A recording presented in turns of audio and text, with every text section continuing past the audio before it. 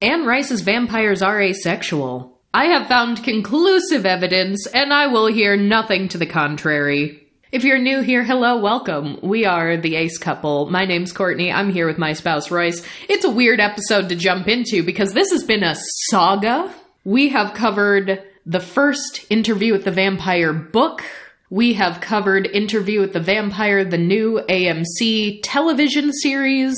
And we even recently released our Lost episode discussing the second novel in the Vampire Chronicles, The Vampire Lestat, which we recorded like a year and a half before we ever released. We just sort of sat on it and didn't do anything with it after recording. But today's the big one. So if you have been with us here this whole time, moment of truth, I have found our evidence in Anne Rice's The Queen of the Damned. So, Royce, hello. Hello. You have not read this book. Correct. I haven't read any of the Anne Rice books. You have not read any of the Anne Rice books. Did you know when you married me that I was going to take you on such a journey through Anne Rice's vampire mythology? No, but it's honestly not that surprising. Listen, I blame the Aloes who insist that these books are just dripping with sex. Because they very much are not. And I know in any bit of media where there is a fandom built up around it, people are gonna have their headcanons. There are going to be people writing fan fiction, people with their own fantasies. That's all fine and well and good, but listen. The amount of asexual erasure in media, not only in this, but just in everything, is a problem. And it's not just, oh, the fandom won't let anything be asexual. That can be part of it sometimes, but this happens in real life too. People like to brush over any asexuality, any sexlessness, even historical figures that were, famously sexless. People are like, well, no, they can't have been sexless. They're probably just gay in a time when it wasn't as okay to be openly gay. That might be too, but why are people so reluctant to accept that there are sexless relationships that can still be romantic, that can still be fulfilling, that can still be like a true partnership? I'm over it. So I'm here to tell you all that you're wrong. There is no sex in these books. Well, at least not yet. This might be the end of this series. I don't know if we need to go any further than The Queen of the Damned. But if we do, I distinctly remember like one kind of oral sex scene, which as a young asexual, when I first read it, it was just like a mortal woman who was on her period. And a vampire like ate that period blood. And I was like, of course. Makes sense. Makes sense. Checks out. It's blood. It's a way that you can take blood from this person without severely injuring, if not killing them. So that's not even sexual. That's just blood. So I will admit to being aggressively sexless, but I want to present my case here because it's in the text. It's in the text. This is not a headcanon kind of a situation, but in The Queen of the Damned, for you, my lovely spouse, and for any listeners who maybe haven't read this book, let's just go through it, shall we? So when we left off in the last book, The Vampire Lestat is a rock star now. Of course. Royce doesn't like rock star Lestat. Is it still the 80s? Yeah. This book picks up basically that night / even a little bit before that night. They backtrack a little bit. Yeah, I just didn't know how much time passed during the second book. I didn't know how long Lestat's rock star career was. Oh, well, you see, he had a big rock show. And Lestat is the author of this book. He's writing The Queen of the Damned. So some of the chapters are from his perspective saying, this is what I saw, this is what happened. Whereas other chapters, he's saying, these are from other vampires I've spoken to and gotten their accounts. And it sort of flips back and forth between who's experiencing what. And I went through and I just saved a couple of lines because it's lines like this that people will point to and be like, this is sexual. This, taking the blood of someone is a direct metaphor for sex. And I just don't think it is, but this is about as explicit as the language gets in these books, which, as I pointed out in the past, Anne Rice has written erotic novels. She does not shy away from writing sex scenes when she wants sex. So, no sex is on the page. This is the vampire Lestat on the very first page talking about the bloodthirst. Insatiable, though physically I have never needed the blood less. Possibly I could exist now without it altogether, but the lust I feel for everything that walks tells me that this will never be put to the test. You know, it was never merely the need for blood anyway, though the blood is all things sensual that a creature could desire. It's the intimacy of that moment, drinking, killing, the great heart-to-heart dance that takes place as the victim weakens, and I feel myself expanding, swallowing the death which for a split second blazes as large as life. So people will point to that and be like, how is that not sex? And the word lust is a little more difficult to defend, I think, because that usually has a pretty sexual undertone, except when you're talking about bloodlust, then people will be like, you know, serial killers have a bloodlust. Yes, that's a very different phenomenon. Which Also, you could argue vampires are serial killers. yes, that's true. One could make the assertion. We've also just mentioned before that Lestat being the author of this book, or being the narrator, Lestat has a certain manner of speech. Part of which... He's extra. He is, but part of which, you know, maybe he's also not someone that grew up in the modern day as well. Also that. And, I mean, the guy's French. Yes. He's a 17th century French person? Or am I getting my TV series canon mixed up? That sounds about right. Okay. I think Interview with the Vampire with Lestat and Louis began in the late 1700s. And Lestat hadn't been a vampire for all that long before then, because he still had a modern father. But I don't remember the exact year he got turned off the top of my head. But people will be like, oh, the heart-to-heart dance. And it's like, that's sex. It's like, or it's a dance.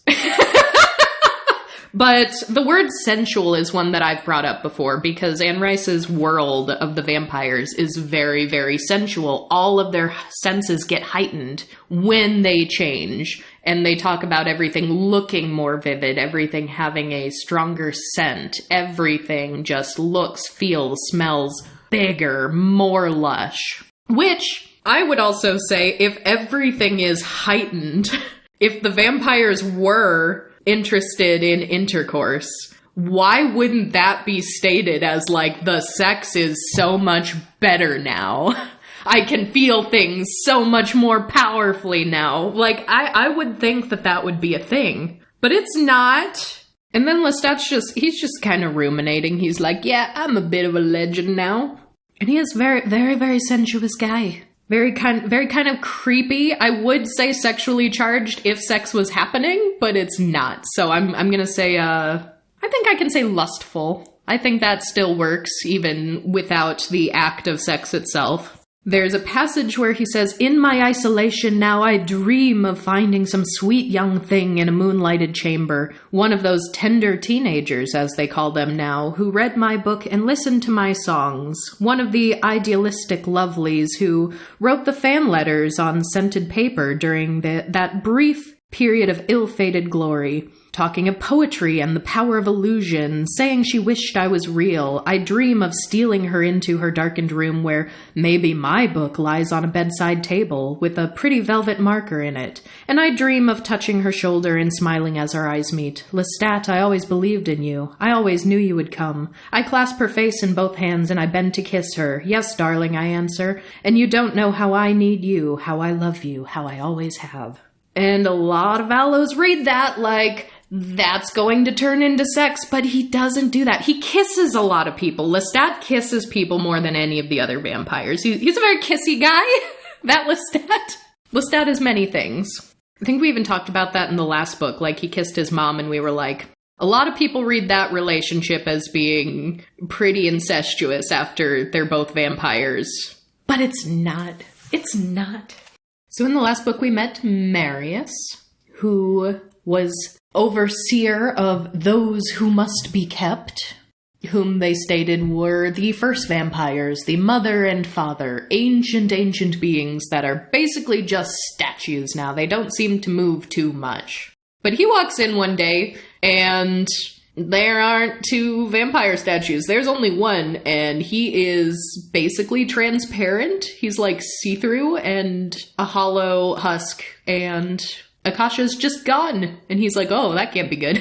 And she ends up dropping in on him and was like, oh, hey, you've served me pretty well, but I'm a head out now. I got shit to do. And she doesn't kill him, but she does kind of entrap him in just like ice and earth, and in a way that he couldn't get out on his own, despite also being a pretty old vampire, not nearly as old as she is. So he knows that whatever's about to happen isn't great, so he starts sending out telepathic signals to just other vampires and is like, oh no, beware, the mother is on the move. And then all of the vampires start experiencing these shared dreams, where they're dreaming of two ancient red-headed twins.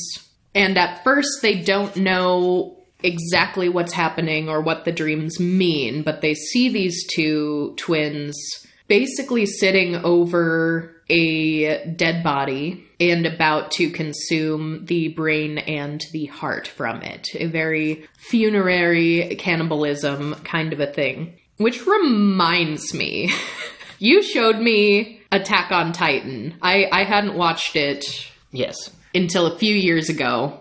We read the manga together and started watching the anime.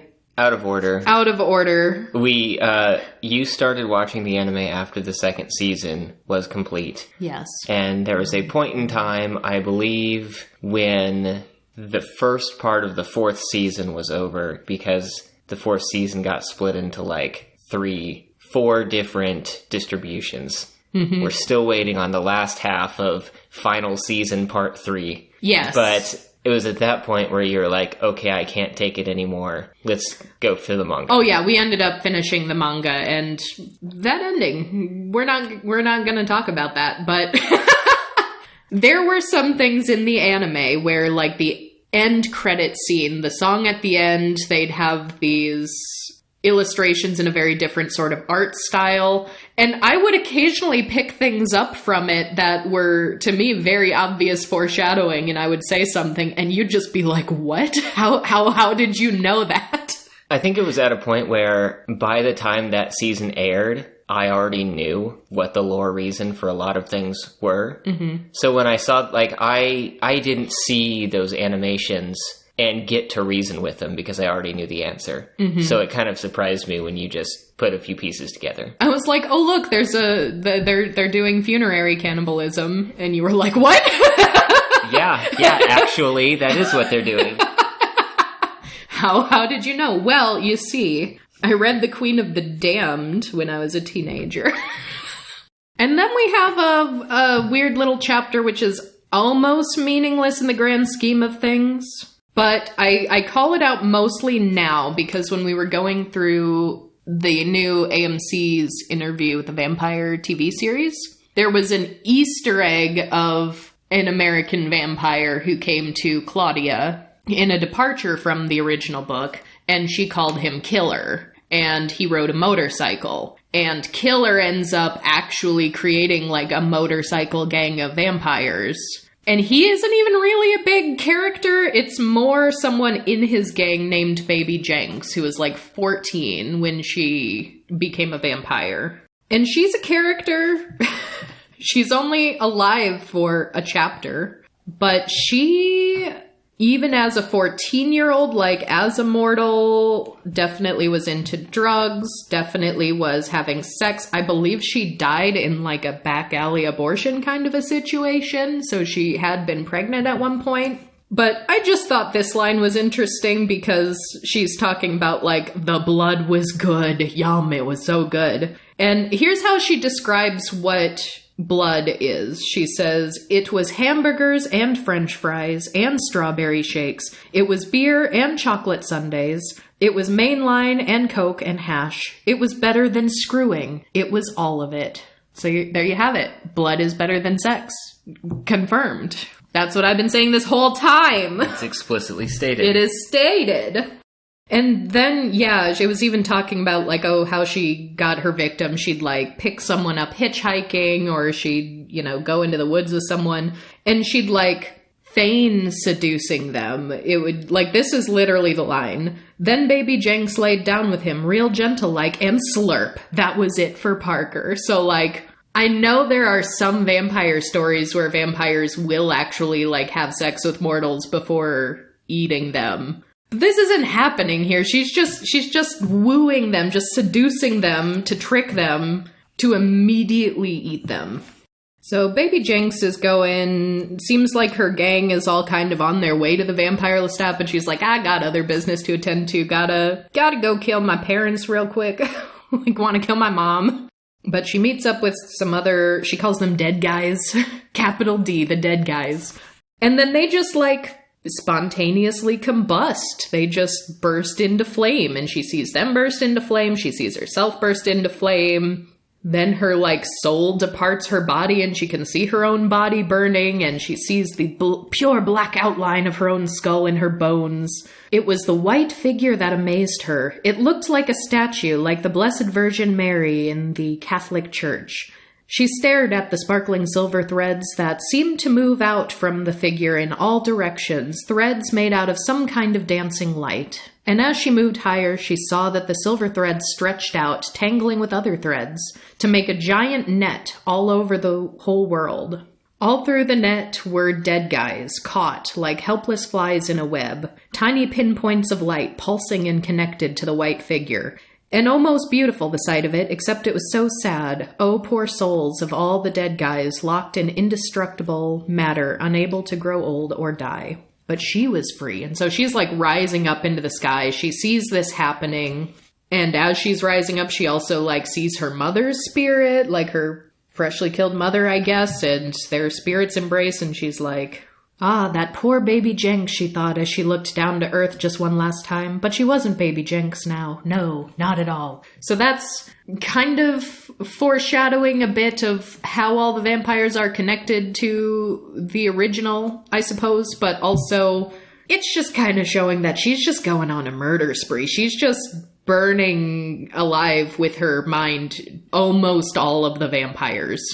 On her way to go and retrieve Lestat at his rock show. So I was wondering about that. I didn't have this thought the last time you described something of this nature to me. But I think it was in our last episode that you mentioned one of the older handlers for the original two vampires just did experiments, just like put them in the sun for a little bit, and found out that if they did that, it basically set all of the vampires alive on fire. Except the very old ones, yeah. Okay. Yeah, basically, he put them out in the sunlight, and they were too old and strong to die, so they got, like, bronze. They got a good beach tan, and some of the older ones also got bronzed, but most of the vampires just, like, burned to a crisp. That's what I was wondering, like, right here, is this intentional? Is this a vampire power to just set random vampires on fire? Or did Akasha just go for, like, a mid-afternoon stroll?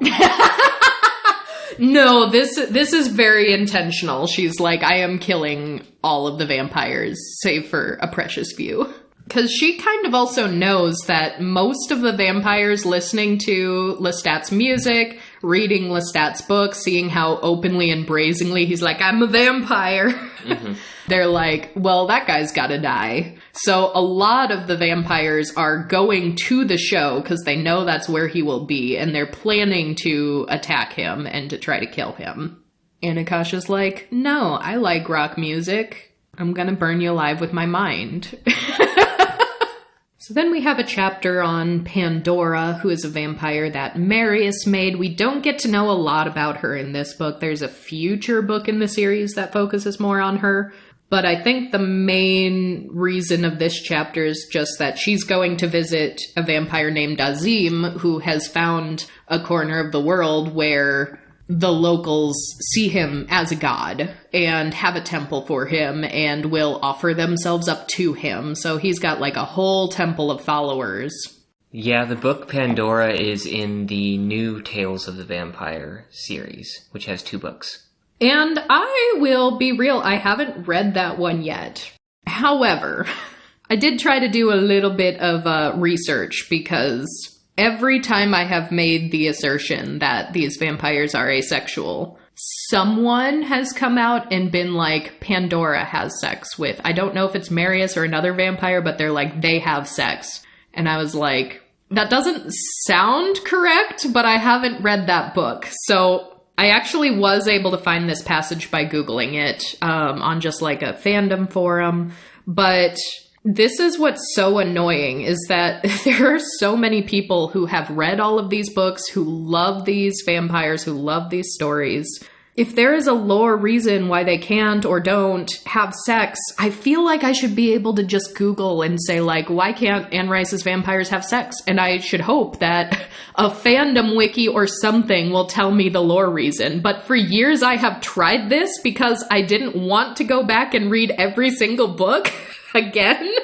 But I haven't been able to find it. And in fact, I've been seeing people say that they do have sex. And that's what's made me feel crazy. Because I'm saying, I remember reading this. I remember this.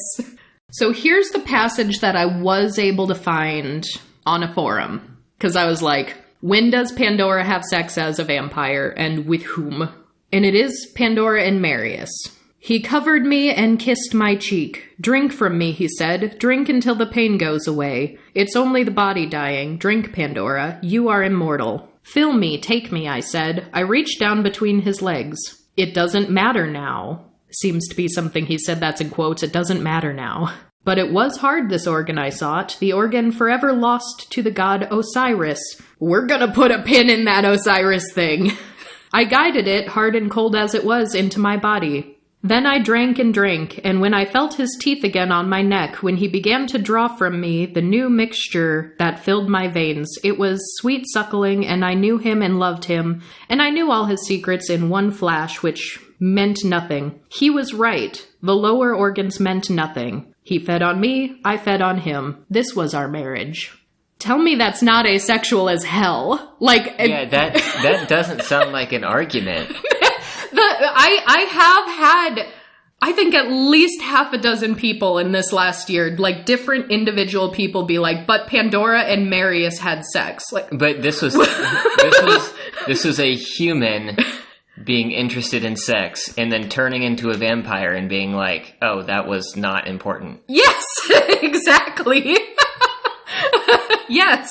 And it's like you see the interest immediately vanish. She's like, I want to have sex right now. And he's like, that doesn't really matter. And she's like, yes, penis inside vagina, please. And he's like, let me just drink your blood and you can have some of mine instead. And she's like, you're right. Blood is the thing. Genitals don't matter. You see that happen in that instant. And it's like...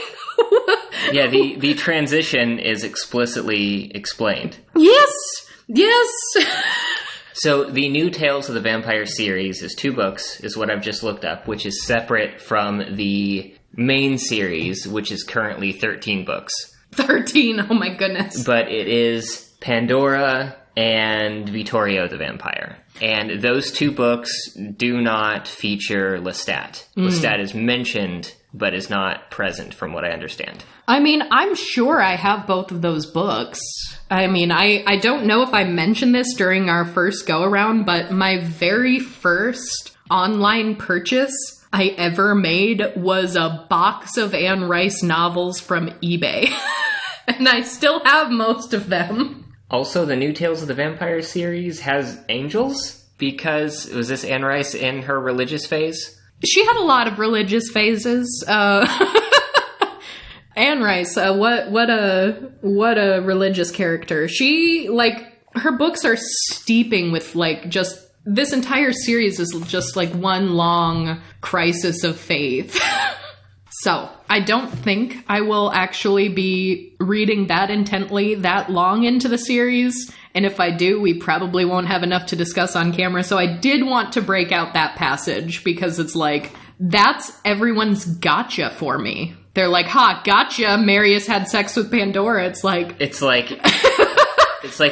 a passage that you should add to your own notes for like, see, vampires are not interested. I am. I'm going to keep notes. I'm going to have all these passages that I'm reading and I'll be like, explain this. Like, no, absolutely not. So I think it's funny that everyone's gotcha, because I've been like, oh no, have I been talking too soon when I haven't read every single book in the series? Did something change? Like, no. Everyone else's gotcha is reinforcing my beliefs. So then here's where I also want to know where they're going with the TV series, because we covered it. We liked a lot of the things. I didn't like that they made the vampires very sexual, because they are not. And I know they thought they were doing something. I know they thought they were making it more queer. They thought they were making it more intimate. I disagree. I don't think sex inherently means those things. And that should be evident by these books. The fact that people think about these books the way they are and see this like deep, rich, lush connection, these, whirlwind romances without any sex actually being present should tell you that sex does not matter in the way you think it does. But Daniel, the original interviewer of Interview with the Vampire, is now in a bit of a romance with Armand, the vampire Armand. He was going on some paths of self-destruction. Armand did like a tiny little blood exchange with him, like not enough to turn him, but just a little amuse-bouche, if you will. And now they have some minor ability to like communicate with each other telepathically, like a little bit. And so Armand will occasionally disappear. He'll pop back up. He'll whisk Daniel away.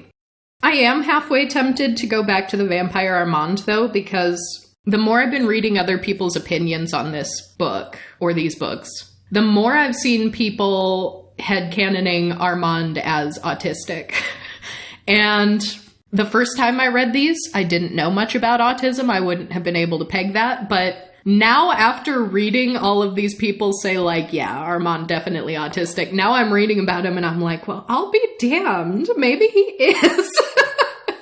But before becoming a vampire, he was also young. He was like 17, but he was definitely like sexually active before that. And I believe with very older men. But there's this line where it's like, the point was Armand didn't know what men felt. He never had. Oh, of course he'd known the pleasures of the flesh. That was par for the course. Nobody then thought children were innocent of sensuous pleasures. But of true aggression he knew little. He killed because it was his nature as a vampire, and the blood was irresistible. And I think it's very interesting for someone who has become a vampire, who's known to be quite an aggressive creature, to be like, I didn't even know what aggression was like while I was alive. Like, I just didn't feel that. But now Daniel, his new, like, mortal companion, is like, dude, you are old as hell. You have seen some shit. Tell me the shit you've seen. He's like, what was that like? And this passage is pretty good.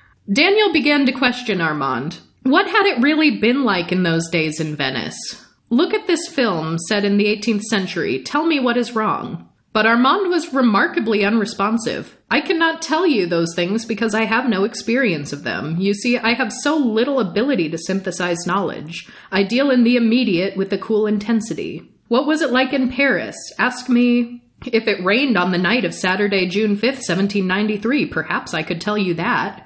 Yet at other moments he spoke in rapid bursts of things around him, of an eerie, garish cleanliness of the era, of the horrid acceleration of change. And then he just goes on a tremendous tangent about all the things around him that are fascinating him. And I was like, he's autistic, right?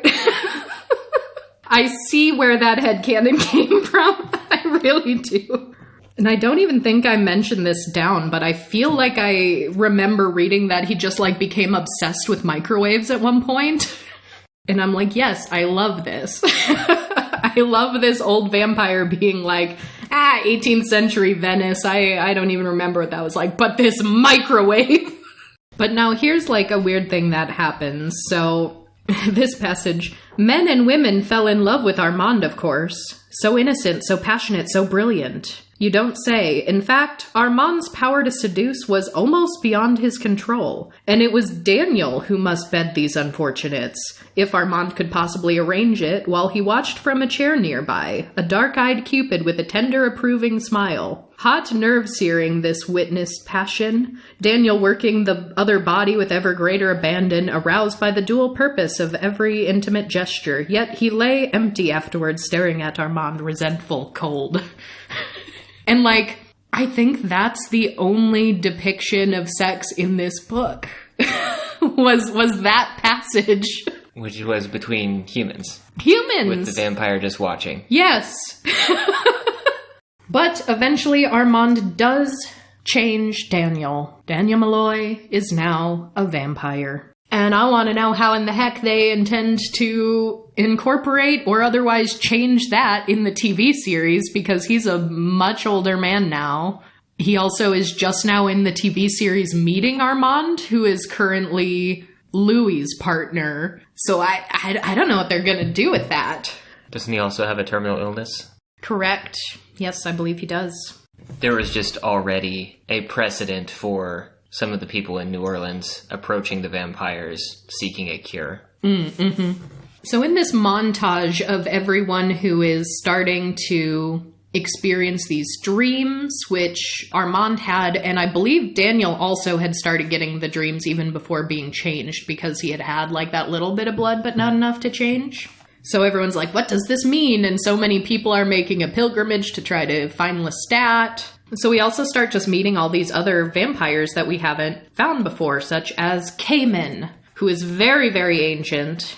And in his traveling, he finds some fledgling vampires, and these are just some of his thoughts on that. They were nothing as hard and white to begin with. In fact, they were made up of so much soft human tissue that they were animated corpses still, beguilingly pink and weak, and how they needed the blood of their victims, why they were suffering agonies of thirst right now. And surely this was their fate nightly, because the blood had to work endlessly on all the soft human tissue. It worked not merely to animate the tissue, but to convert it slowly into something else. As for him, he was already made up of something else. He had no soft human tissue left. Though he lusted for blood, it was not needed for his conversion. Rather, he realized suddenly that the blood merely refreshed him, increased his telepathic powers, his ability to fly, or to travel out of his body, or his prodigious strength, as he understood it. For the nameless power that worked in all of them, he was now a nearly perfected host. Yes, that was it exactly, and they were younger, that's all. They had merely begun their journey toward true vampiric immortality. And I just think that's interesting to illustrate what function the blood actually serves for the vampires, because they talk about when they're younger being thirsty, even if they're older and more powerful, they talk about still liking it, it's still refreshing, but they don't necessarily need it, but it's still, as Lestat said in the first chapter, irresistible. And that's something that I think wasn't clear to me, because we don't really get an idea from the earlier people in the books, like Louis, how long that process takes, because they're not really aware of it. They don't have the contrast. Well, a lot of them never get that far, because as you recall, before Lestat became a rock star, he just like went into the ground. He was just like, I'm done, and just buried himself for decades. And that's something a lot of vampires do. I think somewhere in this book they even talk about being like around the 200-year mark is normally where vampires will either start to lose their minds and go into the earth, or they'll be destroyed by an older, stronger vampire. And Cayman is starting to see these visions of the twins, the red-haired twins.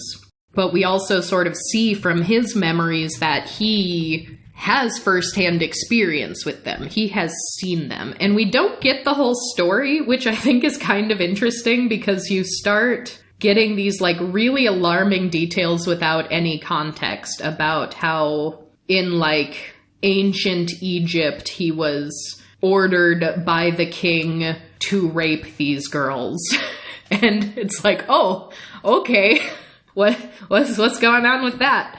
And then we meet Jessie, young mortal woman who is a part of a very mysterious family, a very large, well-documented family. And she was actually orphaned. Her mother died when she was a baby. But she seems to have powers of some sort. Little, like, telepathic powers. The ability to see spirits, mostly, is the one that becomes pretty prominent for her and quite alarming.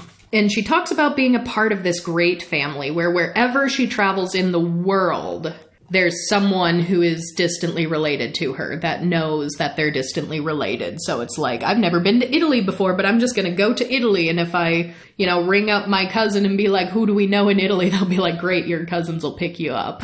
And she also has red hair and green eyes. And they talk about this family member, Maharet. And their family's lore is that every generation has a Maharet who is sort of the keeper of the family knowledge, who keeps track of the family trees. So, like, if you need to know who we're related to in India, like, ring up Maharet, and she knows that branch of the family. And Jessie goes to visit Maharet, and she doesn't know that, but we very clearly know, like, Maharet's absolutely a vampire. It is very clear that not every generation has a Maharet that takes on the power, but, like, this is just a vampire who has been tracking her family for centuries. And she's got some other very old vampires who are friends with her, visiting her, living with her, etc. And so they kind of take Jessie in and sort of let her stay with them for a while, and they don't reveal all their secrets, but they start to reveal, like, a little bit too much. And then they're like, maybe, for your safety, maybe you should not be here anymore. And Jessie is like an archaeologist by trade, so she is studying history. She is fascinated by the fact that this family has so much vivid history that she wants to, like, help Maharet. She's like, I want to take this on. I want to be the one keeping the family records. And she gets kind of shooed away. And then she gets courted by an organization called the Talamasca, which becomes prominent in other books, and I believe also the Mayfair Witches series. Because the Talamasca is basically an underground organization that studies all things paranormal. So they're like studying witches. They have files on people that they think are witches, which this Jessie is told basically by Maharet, like, yeah, you are a witch. You have these abilities. Many people in our family do, especially those with red hair. Like, that seems to be the gene, which I think is interesting that Anne Rice chose to do that, because there are so many just like mythologies around red hair, especially throughout history. And sometimes it is, red-haired people are witches. Sometimes it's red-haired people are vampires.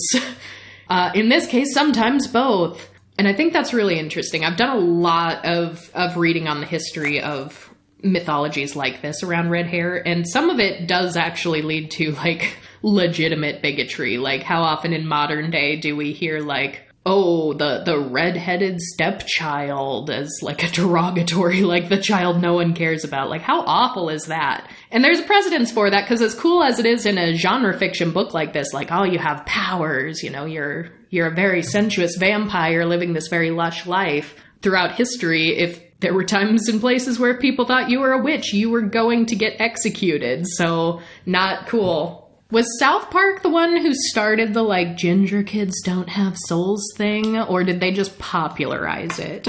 Because that was also very much a thing. Either is a distinct possibility.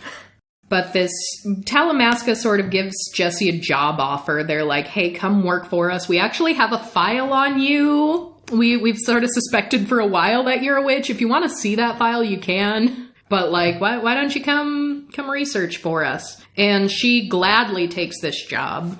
She sort of writes to Maharet, and Maharet's basically like, I'm not going to tell you how to live your life, but maybe not the best idea to be in the Talamasca. But Jesse's like, no, this sounds great. And they have like a house in London where you can optionally live if you work for them and, you know, live amongst all these people doing this research and doing this work. And to the point where there are some people who like are lifelong residents of this house and end up like living and dying in the house.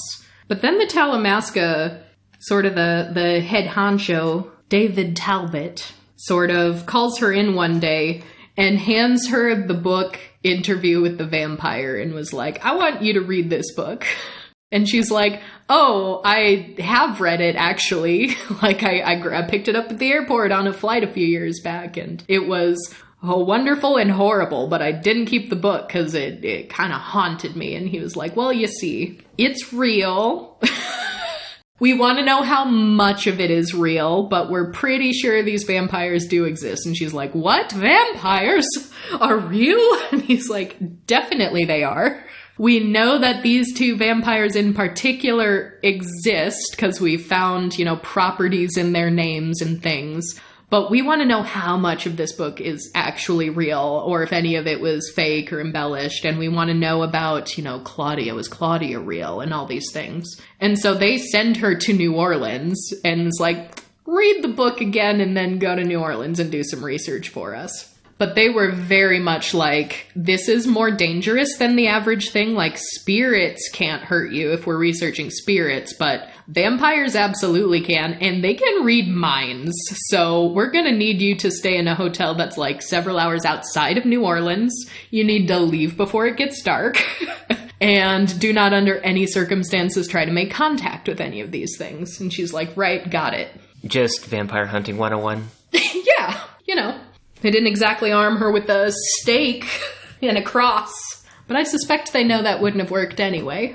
So she ends up finding the home that Louis Lestat and Claudia lived in for like, 60 years or something like that? And she gets so excited that the Talamasca is very well funded. I want to know where their funding is coming from because she's like, hey, this is kind of a townhouse. Let's buy it out from under the people who currently live there and offer them enough money that they'll gladly just like move tomorrow. And the Talamasca is like, done wiring you the money. Anne Rice didn't try the secret organization founded by Van Helsing or something.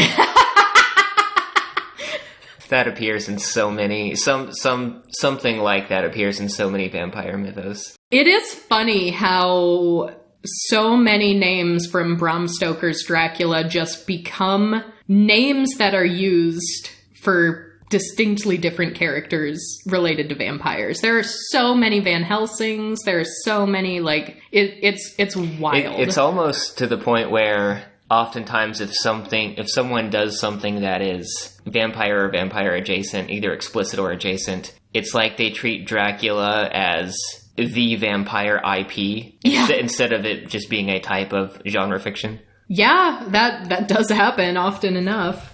So she buys this townhouse and just like immediately gives the residents enough money that they're perfectly happy to leave quickly, I guess. And then she goes in and starts, you know, let's tear back this wallpaper a little bit. Let's dig into this house some. And she gets so engrossed in her work. Like, she does actually end up finding, like, a secret passage. She ends up finding Claudia's diary. And she's like, oh my gosh, it's real. So she starts reading the diary and gets so engrossed in her work that she realizes it is now past nightfall and she did not get out of the city.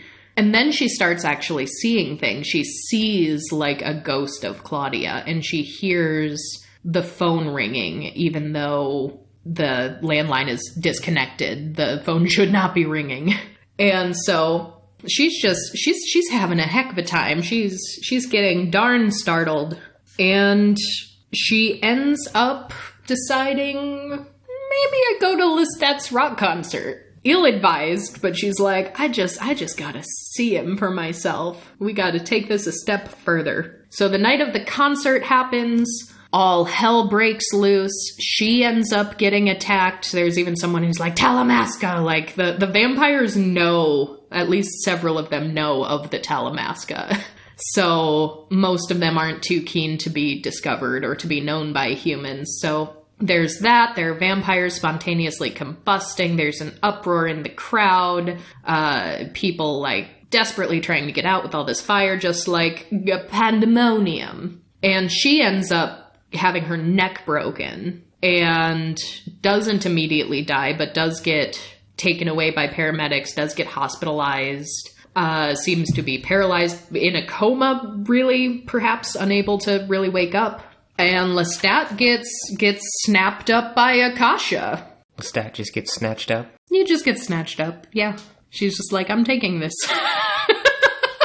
And he says, I remember knowing that she and I had been together for a long time, that I'd been feasting on her blood with an animal abandoned, that Enkel was destroyed and she alone held the primeval power, and that she was causing me to see things and understand things that made me cry like a child. Yet I was in her arms in the chilling darkness, in the familiar scent of winter, and her blood was mine again, and it was enslaving me. When she drew away, I felt agony. So she starts taking him on a little romp through the world and through time in the form of memories. I don't think they're not literally time traveling, but with her blood, she's sort of showing him things.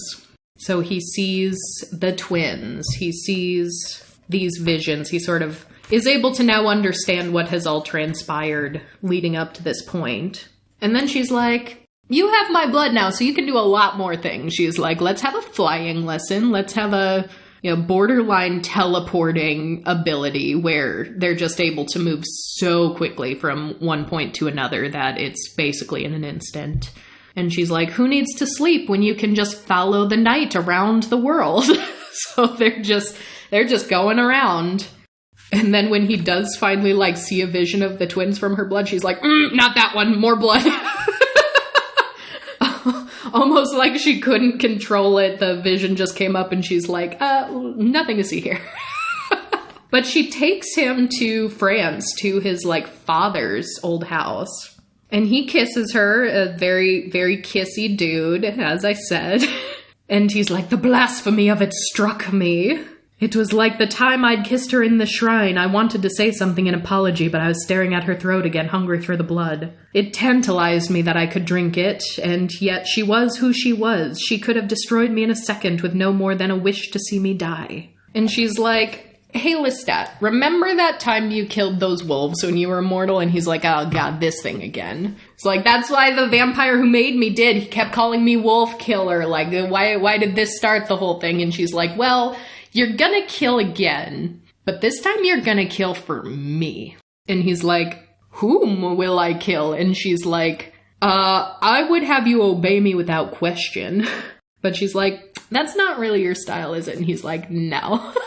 I have never been able to obey anyone for long. And she's like, wow, so fearless. That's why I like you. And he's like, why didn't you kill me? You killed so many people. Why me? And she's like, I would have you love me. In a way, it was like Armand's voice, a voice that could caress you when it spoke to you, draw you into itself. And so I take time with you, she continued. She put her hands on my arms and looked into my eyes. I want you to understand, you are my instrument, and so the others shall be if they are wise. Don't you see? There's been a design to all of it, your coming, my waking. For now the hopes of the millennia can be realized at last.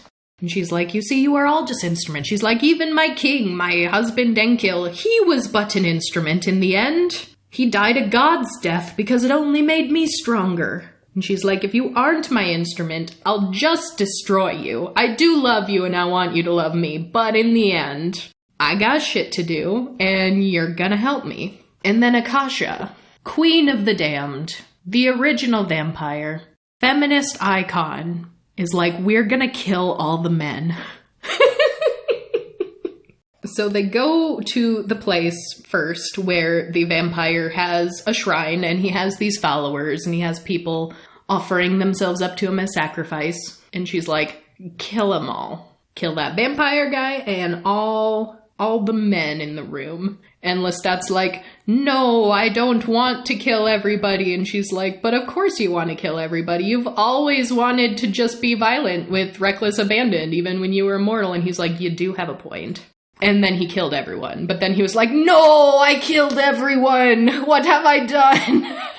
But all the women who were spared, because she was like, you women, just let us kill the men and you can stay alive. We don't want to kill you. We'll kill you if you try to save the men, but the men gotta die. And most of the women were like, awesome, I'm on board. And she starts calling herself the Queen of Heaven. She's like, ooh, baby, do you know what that's worth? We'll make heaven a place on earth, and that can only happen if all the men are dead. I guess we can save 1 in every 100 because we do need to procreate. But, hear me out. People can have abortions now. There are even scientific advances where you can choose the sex of your baby. We'll just keep most of the population women, and then there won't be any war, there won't be any rape, there won't be any violence. It'll be great. Hear me out. And Lestat's like, no, that's terrible. Even though he just slaughtered like a lot of people just because she was like, but you want to be violent. And he's like, yeah, I do. Like he's a complicated character, that Lestat. So it turns out she is so powerful at reading minds that she can basically hear the thoughts of like everyone in the world all the time and has for centuries now. So she fancies herself a legitimate goddess. She's like, they are praying to me, and now I'm here to answer their prayers. And I will answer their prayers by killing all the men. And it's quite a thing, because after he kills all the men in this shrine, and she's like, good start. Now we're gonna go to other countries and we're just gonna go one by one and kill all the men except for 1 in 100. These women who are left over at one of these slaughters is now like, yes, our new goddess and god, Akasha and Lestat, absolutely, let us worship you, let us bathe you. So these women are just like, let's bathe Lestat, and he's just like, okay, and just goes with it. So they take him like into a bathhouse and are washing him. And the line. I'm pretty sure you heard me scream when I read this, because I was like, I knew it! Yeah, you had to stop what you were doing. I was like, I knew it! Through the steam, I looked into the mirror, a wall of mirrors, actually, and I saw myself for the first time since the sinister odyssey had begun. The shock was more for a moment than I could handle. This can't be me. I was much paler than I'd imagined. I studied my reflection. My chest was like a marble torso in a museum. Question. Why is this the first time he's seen himself? I don't think it's since he's become a vampire, period. I think it's since he's taken Akasha's blood and they've gone on their little... Oh, okay. And so spree. That blood has changed him. Yes. It seems kind of like it was the equivalent of him aging for a long period naturally, just greatly accelerated. Mm. From how the powers have been described, and now that you're saying that there's also a physical change. So, yeah, he has definitely, and it was sort of demonstrated in his ability to fly now, and he definitely had like a little of her blood back in the day, and that made him stronger, but he's had like a lot of her blood over the last period of time. I don't think they specify how long this blood binge was. So I studied my reflection. My chest was like a marble torso in a museum, that white. And the organ we don't need, poised as if ready for what it would never again know how to do or want to do. Marble, a Priapus at a gate. What gives? Why is everyone like Lestat is having sex with everyone all the time? Men, women, doesn't matter. All the sex. Even his mother. Like, no! What?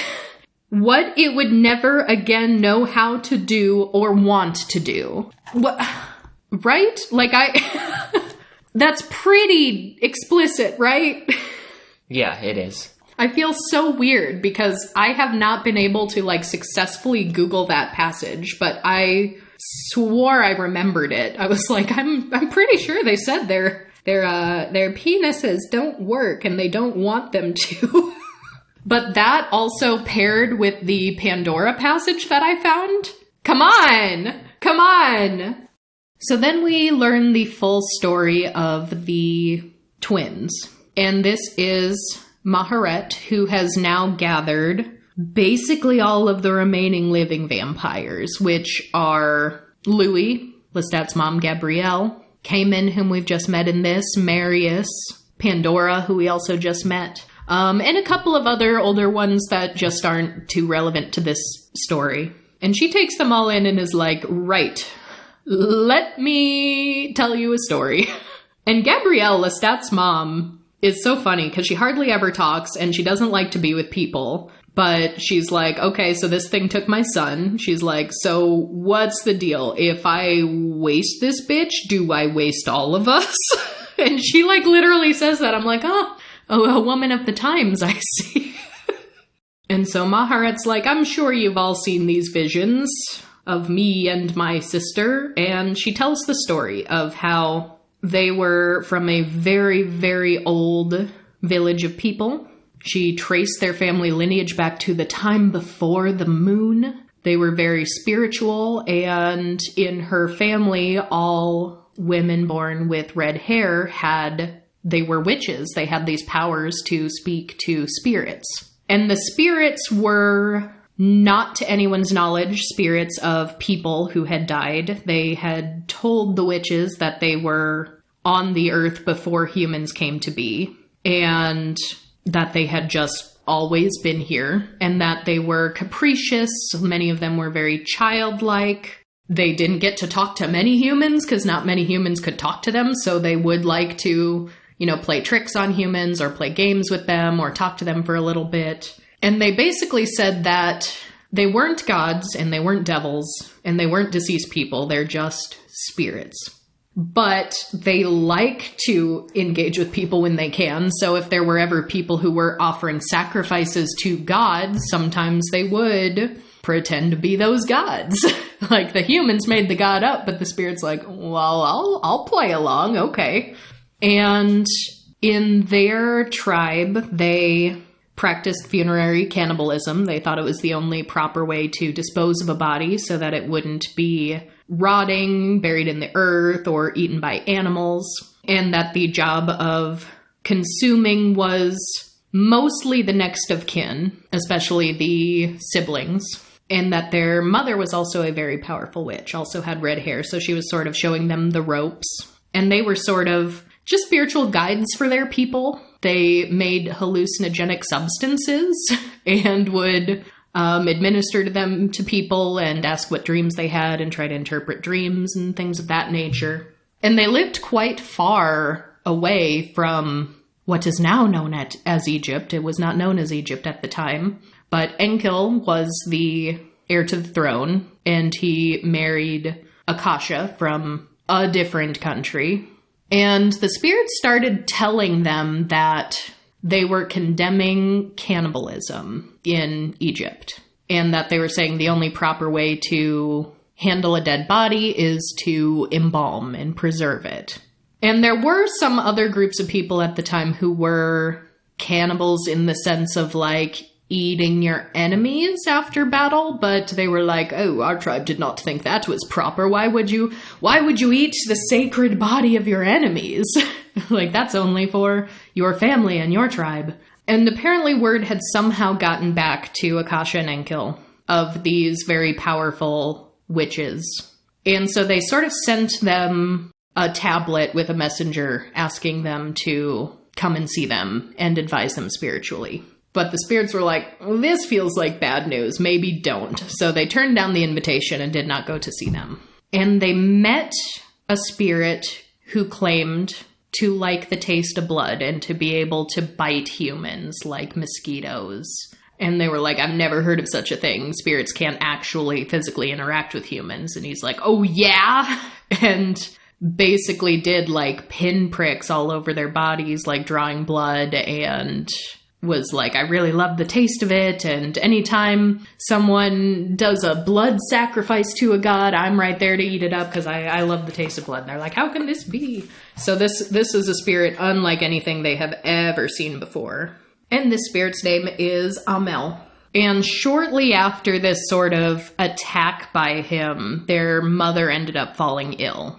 And when she died, they had to decide, okay, she only has 2 daughters. She was a powerful witch, so it's important that, we are the only ones to consume her flesh. So they're working out like, oh, you get the brain, I'll get the heart. And that was the scene that a lot of people were seeing in their dreams.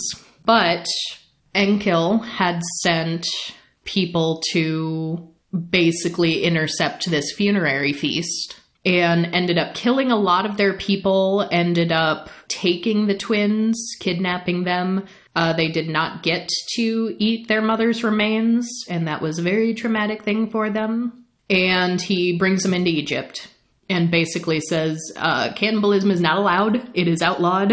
The only reason why we have spared you is because you're very powerful witches, and we want your guidance, and we want your power and your help. And they're not about to give them the time of day. That was a very horrible situation they were just in.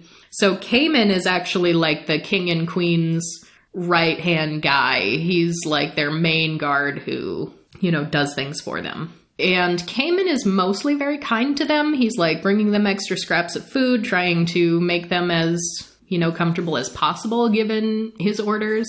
And that's when the king actually orders Cayman to rape them, like, publicly. And so that was another, like, flashback that we saw to Cayman, so we get more context for that.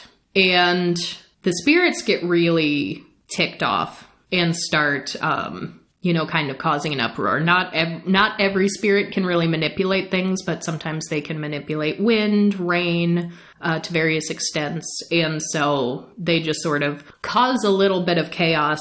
The twins are eventually able to leave, and one of them has become pregnant. And so they're just trying to get back home. She delivers her baby, and then Cayman comes back to find them again and takes them and is like, something happened to the king and queen, and you need to help fix this because it is not right. And turns out after he had raped them, the spirit Amel was just kind of tormenting him, and possibly other spirits as well, like mustering all their energy to really, really screw with this guy. So it kind of all culminated with the spirits actually being able to resurrect his dead father because the body was embalmed and entombed. And so they like animated the corpse to like show up at his house and be like, hey, here I am, and just horrible things. And he went to the king and queen, told them what was happening, and the king and queen are like, well, those spirits should obey us. I don't know why they obey those witches and not us. We're the king and queen, for goodness sake. So they go to the spirits and try to like yell at them, and we're like, spirits, do what I'm telling you. I'm the king and queen. And people who were living in this area who were of the tribe that did practice cannibalism were very not in favor of the king and queen because of this decree. And so they were like, now's our chance. Let's kill them. They are clearly distracted. So people come in and stab them. And that is when this spirit, Amel, is able to basically find a way to enter Akasha's body as her body is dying through the wounds and get into her blood. And so she gets the spirit into her blood. She becomes a vampire. She's immediately like, oh, my husband's bleeding out right next to me. Gotta eat that real quick. And then realizes that some of her own blood falling from her wounds that are now healing are starting to heal his wounds. So she's like, oh, interesting. Let me just smear some of my blood all over you real fast, like all over his chest and his face. And the wounds start healing. And so some of it does get into him. And then he also turns into a vampire. And then they're like, well, interesting. They were kind of going through a crisis. Part of them kind of liked like, hey, we're kind of like gods now. But then another part is like, is this a demon inside of us? Is like, why can't we be in the sunlight now? So Cayman brings the twins back and they're like, explain this. And they're like, never heard about that in my life. And they're like, you did this to us. It's like, nah, if the spirits did something to you, that was all on their own. We didn't do that. But then Maharet's twin Makare's like, actually, I did kind of do that. I did kind of curse them.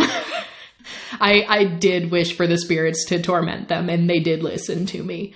So they end up, they're ordered, one of them is to have their tongue cut out and the other is to have her eyes cut out. They do that, and when they cut the first one's tongue out, she like very quickly grabbed it and ate it.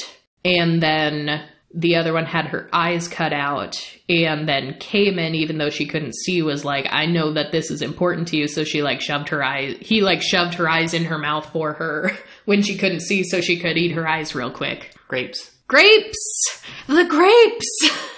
Oh, Elden Ring is such a good game. But the interesting thing was when it was just those two, their like thirst was insatiable. Like they could not bear it. And they were drinking the blood of many people a day and still were not satisfied. And so the twins kind of tell them that like, yeah, you have all the bloodlust of a spirit inside of only two of your bodies. Like he wants more blood than that, and he's not going to get it unless you make more of you. And so they turn Cayman into a vampire, and that does help a little bit. And so Cayman ends up turning Maharet and Makare into vampires because they are sentenced to death now. Sans eyes and tongue. Maharet's the one who doesn't have eyes, but now we learn that she learned that she can just take human eyes from her victim and put those in, just pop those in real quick, like contact lenses, and they'll eventually decay out of her head, but it works for like a little bit. Oh, okay. So they get vampirized, but they're like put in like crates and coffins and like shipped to totally opposite sides of the world. Like they put Makare on a boat just like to South America, and they're completely separated, and to this day have still never met each other again. But Maharet's been looking for Makare and has found evidence that she did live and she did land in the Americas, because there was an ancient cave painting that was basically depicting the story of the twins. And Maharet had made a similar one on the other side of the world. So like one researcher found these two things on two different sets of the world and was like, what's up with that? And she's like, I'm going to fund that guy's research because I need to find my sister. But she ended up basically keeping track of her daughter and what her daughter did and all the family members thereafter. So she's just been keeping this family record for this entire time. And that's probably what's kept her mind as sound as it is for as old as she is. So that's how that all happened. And I thought this was interesting, because then she says, only much later did I learn that the king and queen made a great religion of their transformation, that they took upon themselves the identity of Osiris and Isis, and darkened those old myths to suit themselves. God of the underworld, Osiris became, that is, the king, who could only appear in darkness. And the queen became Isis, the mother, who gathers up her husband's battered and dismembered body and heals it and brings it back to life. So this wasn't in this book, but this is one of the memories that I also had, because I thought I remembered a distinct, like, Lestat's looking in the mirror and he's like, penis, that old thing. Don't need that anymore. But then I also was like, there's something about Osiris. There is something in the lore about Osiris, and that has something to do with the penis not working. I was like, and I couldn't quite picture it. But yeah, it was Akasha and Enkil who then started posing as Osiris and Isis. And the thing about stories of like gods and goddesses this old, you can find a lot of different stories about them, some of them conflicting. I don't know how many were earnestly believed, how many have been changed over time. I am not an expert on these things, but I do know there is at least one version of the story of Osiris and Isis where Osiris did get dismembered, like pulled apart, and Isis went and searched for all of his body parts to put him back together again. And she found all of the parts except his penis. So when she put him back together, he didn't have a penis. And I was like, I'm pretty sure there's like a statue of Osiris without a penis that makes another appearance in a future book in this series. And that they're ruminating about how, you know, the story of Osiris is the story of the vampires, and that's why their genitals don't work. Like, there's something to that there. I don't remember all the details because it's not in this book. But the fact that I found the line I did, and that they kept bringing it back to Osiris. And then the Pandora passage I found also mentioned Osiris. The organ forever lost to the god Osiris. That is in that passage. That is the lore reason. there's I don't know what to tell you. So, like, all that, too, if they even carry on this Interview with the Vampire series, I've heard from the producers that they do want to take it past the first book. I don't know if they're just going to try to milk it as long as they have viewers for as long as they can, or if they're only planning to do, like, 2 or 3 books, or what. But we haven't had a good adaptation of The Queen of the Damned yet. It would be cool to see this in a TV show that is well-produced and done by people who actually love the original stories, but also want to modernize it, because for the most part, there are certainly progressive elements to the book, especially considering the years they were written in, like having Louis and Lestat being a couple raising a daughter, even if it's not sexual, that was still, that was boundary pushing at the time the book was written. But there are also the things that they are modernizing, like Louis in the books was a plantation owner. He enslaved Black people, and they flipped that script for a modern adaptation of it. They made Louis himself a Black man, and I think that was a brilliant change. I think this is perfect material to adapt, but also modernize, because there are so many good things. There are so many good things, and so many creative ways to improve upon the things that are outdated, But are they just gonna ignore this actual, like, integral part of the vampire's creation myth? Like, this is not just Louis. This is not just Lestat. This is all vampires. This is how they were created. It has to do with the god Osiris. Like, there are all these, and they're just like, no, we want to see Louis and Lestat fuck. Why? So yeah, I think they've dropped nuggets of the vampire Lestat already on screen. So if they continue into the second book, I think they're keeping a lot of that very, very similar, just a slightly different timeline. But Queen of the Damned, it's like, you're messing with some of the lore story, you're messing with Daniel Malloy and his timeline and his relationship to different vampires. I don't know. It's weird. It's interesting, but it's just so disappointing, because we could have all of these beautiful, lush, tragic relationships that are non-sexual, but could be sensual, could be romantic, and we just don't. We just don't. And that happened with, like, Jughead in the Archie comics was asexual, and when they did, what was the adaptation, Riverdale? That sounds right. Like, they did not make Archie asexual, and I was seeing headlines of, like, oh, actor who plays Archie fighting to keep his character asexual, producers say no, and it's like, why? What is it? I need allosexual people to interrogate that in themselves. What is it in your mind that sees a sexless person or a sexless relationship and every single time says, you know what this needs? Sex.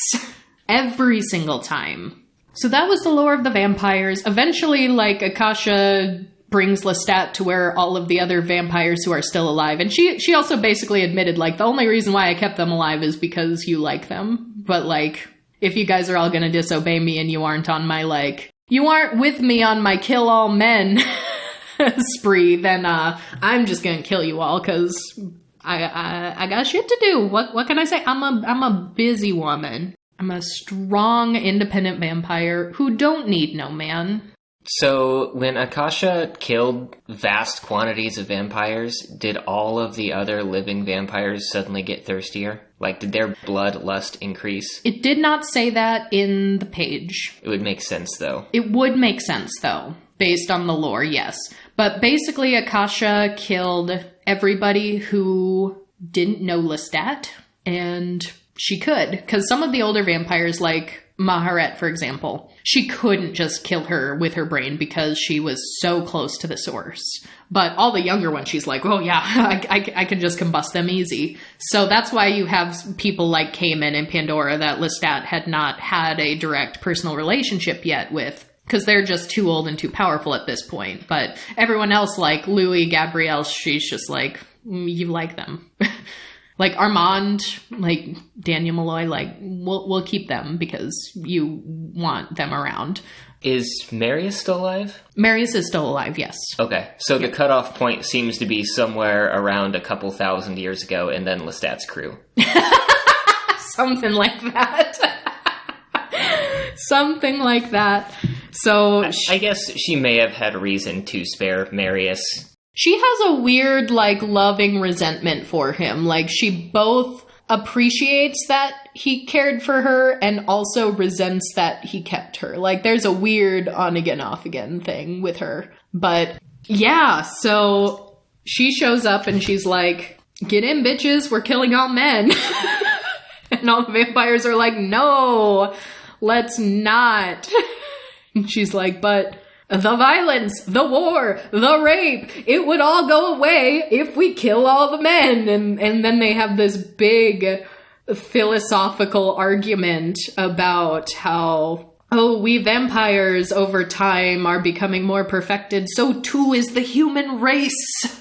Is the human race not already less violent than it once was? Are they not making magnificent strides? You have to let them do this for themselves. They're already working towards the peace, you see. And she's like, not good enough. Gotta kill the men. And so they're just like debating with her for a while. And she's like, look, I'm a goddess now. I'm the queen of heaven. And y'all are gonna be my angels. And if you're not gonna be my angels, I'm gonna kill you. And they reason with her for a while. And at one point, Maharet had mentioned that she knows that her sister Makare is still alive because she thinks that she's the one who's been sending these visions to everyone.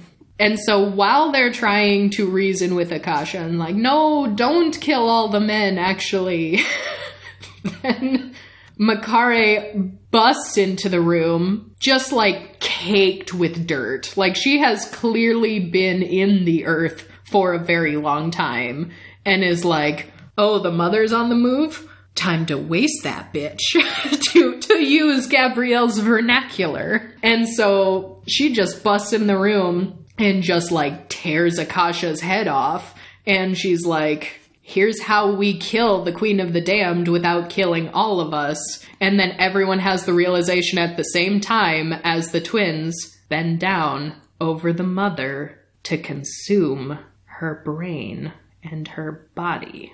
The prophecy has foretold the funeral feast. They eat her, especially Makare, who just busted into the room and was like, I cursed this bitch millennia ago, and now the curse will come to fruition. Eat the mother. She ended up eating the brain and the heart, which they suspected were the ones that had the most power, and then like Maharet, I guess, just helped her with the leftover bits. So now Makare is the Queen of the Damned. She has the source, she has the power, and the twins are reunited once again, and the funeral feast has come to fruition.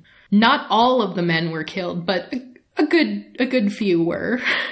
And then all the vampires are like, well, so now with her out of the way, let's all move to Miami together.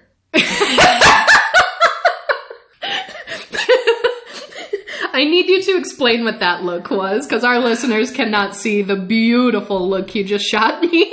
In the book series that has a 1700s era French vampire suddenly wake up due to his androgynous alarm clock and start a rock band, a group of ancient beings from all over the world, particularly Egypt, are like, let's go to Miami. Yeah. It's a perfect city for vampires, they say. Did they just do the retiree, I'm going to Florida thing? Kind of. They also kind of did the Dexter thing, like, people aren't gonna notice dead bodies as much in Miami. So they kind of, they get like a house together. They have conversations, they play games, some of them come and go as they please, and they like set some ground rules. They're like, okay guys, so for reals, we only have a few vampires now. Let's not make any more. Let's always cover our tracks for those of you who still need to kill and drink blood. Let's not let the mortals know who we are. When you said they got a house together, I was like, is this the start of a Golden Girls spinoff? Oh my gosh. Yes. I would watch the Golden Girls Queen of the Damned crossover episode. So Lestat just walks into the house one day and one of the other vampires is like, so Louis just left, and they're like, oh, where's he going? And it's like, oh, he's going to New Orleans, and Lestat's like, he's doing what now? And they're like, yeah. He wants to go to that house where Jesse saw Claudia in, which I don't think I mentioned, but Maharet totally turned Jesse into a vampire too, because she was about to die from the broken neck. So she's also there. And she's like the youngest vampire now, but she also had blood from Maharet, who hadn't been making other vampires, which also seems to just amplify how strong her first offspring is going to be. So she's like instantly more powerful than some upon being changed. And then David Talbot at the Talamasca like gets a letter from her family being like, oh, unfortunately she died. So Lestat hurries over to New Orleans and is like, oh no, I have to go find Louis. And yeah, Louis was just like, you know, this is just a pilgrimage I had to make. I heard Jesse saw Claudia here. I haven't been back in a while. And so they do this old sad, nostalgic grief walkthrough of the place again. This doesn't have much to do with the plot, but hey, I like hair. So I saved this passage. Claudia. A face for a locket, or a small oval portrait done on porcelain and kept with a curl of her golden hair in a drawer.